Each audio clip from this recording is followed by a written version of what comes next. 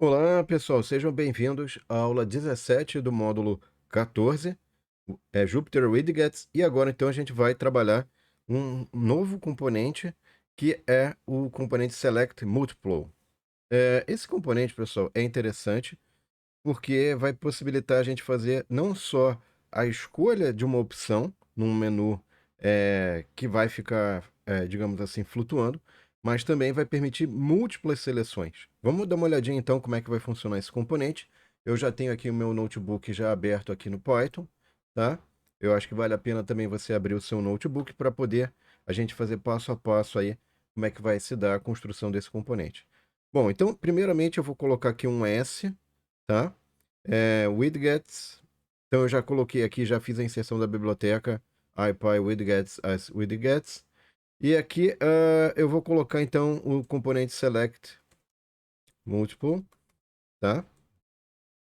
E aí, quais são as opções, os parâmetros que a gente tem para este componente? Eu posso colocar, por exemplo, aqui quais são as opções. Tem um parâmetro opções, ou seja, o que significa esse parâmetro?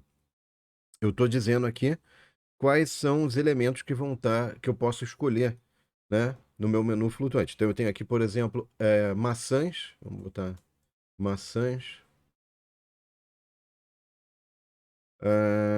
laranjas e bananas. Estamos misturando maçã com banana e laranja, né? Coisas distintas aí. Ok. Então aí eu separo por vírgula para o próximo parâmetro.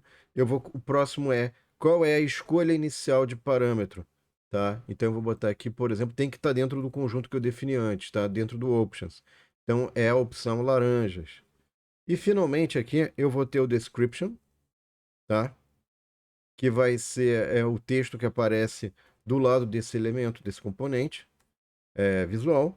E finalmente eu tenho aqui um outro parâmetro que eu acho que é interessante, que é o rows, tá? Eu vou colocar aqui o valor 10, mas eu gostaria de dizer para vocês que eu vou deixar sem nada para a gente ver qual é o valor padrão que é utilizado, tá? E aqui, ó, eu vou botar display S, ok? Então, com isso, automaticamente, eu vou ter aqui, ó, o que que é o padrão, né? Dentro do rows. Ele está carregando aqui, a gente já vai ver, ó, tá vendo? Ó? Então é um menu que aparece, ali você já viu que estava em cinza, meio marcado, opção inicial laranjas, e eu tenho as opções aqui, né? Então eu poderia vir aqui no rows, por exemplo, e colocar ao invés de 10, o valor 2, por exemplo, tá? Então o que que vai acontecer? Ele colocou o espaço inicial de opções correspondendo a duas linhas, né? Rows em inglês é linhas. Então eu tenho duas linhas aqui e as demais opções vão ficar. Vou precisar rolar esse menu aqui para poder fazer isso, tá? O padrão dele, como você pode observar aqui, se eu tivesse deixado o valor padrão, ele vai deixar espaço aqui para 1, 2, 3, 4, 5. Tá? O padrão dele é rows igual a 5, valor padrão. Eu posso alterar tanto para menos quanto para mais. Aí depende de uma questão que é talvez aí mais simples, né? Que é a questão de você. Vamos botar 8 aqui só para não ficar igual. De você saber como é que você vai compor isso dentro da sua interface gráfica, tá?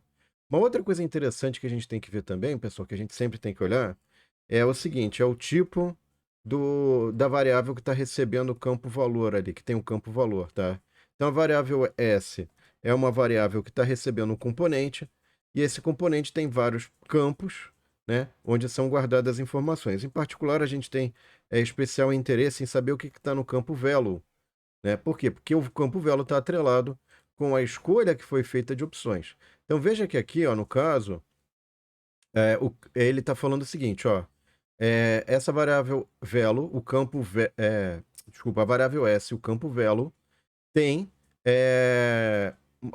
uma string laranja, tá? Que é da classe tupla, é um tipo tupla, tá? E aí o que acontece? Se você quiser, por exemplo, pegar esse valor e de fato utilizar, você vai ter que botar usar colchetes índice, tá? Para indicar, olha, tá vendo aqui que ele já deu. Se eu tivesse colocado velo zero, só vou botar aqui para a gente poder ter isso, ó. Aí, ó, isso aqui é uma string. Por quê? Porque ele pegou de fato a primeira opção, a primeiro componente que você tinha, que era laranjas, tá? Então eu vou botar aqui primeiro o velo, que traz pra gente uma tupla. Veja, isso pode ser tão grande quanto for necessário. E aqui, ó, vou rodar só para ficar documentado. Isso aqui vai ficar na descrição do vídeo, tá, pessoal? É uma documentação que sempre todo vídeo tem para você, enfim, se quiser depois trabalhar, brincar, mexer, você tem. Então, no primeiro caso, eu peguei todos os valores que você pode obter através desse menu. E agora aqui eu peguei o primeiro valor, que é laranjas, que só tinha um no fim, tá? Mas eu poderia ter feito uma seleção múltipla, como eu já havia mencionado. Então, o que que eu vou fazer para mostrar isso? Vou colocar um código aqui embaixo, de novo, o mesmo código. Só que nesse caso, pessoal, o que que eu vou fazer? Eu posso selecionar tudo. Ou eu posso só selecionar dois, que é o que eu acho mais interessante aqui, tá? Então, esses dois estão selecionados, certo? Vamos fazer o seguinte, eu vou botar um código aqui para ver se ele pega essa seleção que foi feita nesse componente, tá? Então aqui, ó, vamos dar uma olhada, ó. Então, a gente vai, eu selecionei só dois, estão dois selecionados ali, tá? Se eu tivesse só selecionado um, ó, e rodar esse aqui para ver o que que ele tá, ó, laranjas, ó. Selecionei dois. Ó, ele atualizou, certo? Agora, o que acontece? Eu tenho dois possíveis valores aqui. E dentro desses dois possíveis valores, eu vou fazer o seguinte, ó. Vamos colocar mais um código aqui, ó. Então eu posso pegar o primeiro valor, posso pegar o segundo valor dessa tupla, tá? Funciona como se fosse uma lista aqui na hora de você recuperar os valores, tá, pessoal? Lembra disso. Então, ó, você tá vendo, ó? Colchetes índice 0, colchetes índice 1. Então aí ele pegou o primeiro valor, que é maçãs, e o segundo valor, que é banana. Aí você fala, poxa, mas eu não sei qual que é o tamanho desse negócio, né? Como é que eu posso saber qual que é o tamanho ou quantos elementos eu tenho que, digamos assim, eu posso recuperar ou que foram escolhidos ali, certo? Então, nesse caso, você pode usar o comando len, que é justamente um comando para você poder saber quantos valores você tem nessa tupla, que são dois. E aí já te dá um indicativo de que indexação você vai precisar usar para recuperar os valores. Até que valor o índice tem que ir, né? No caso, até um, porque você tem dois valores aqui, tá? E os dois são strings, ok? Muito bem. Bom, então com isso, pessoal, eu espero que vocês tenham gostado. Não esqueça de curtir e compartilhar para que mais pessoas tenham acesso a esse conteúdo. E na próxima aula, o que que a gente vai ver? A gente vai ver um outro componente, que é o componente text e text area, tá? Aí eu vou mostrar para vocês qual que é a diferença entre esses dois componentes e que operações a gente pode fazer com esses dois componentes, tá?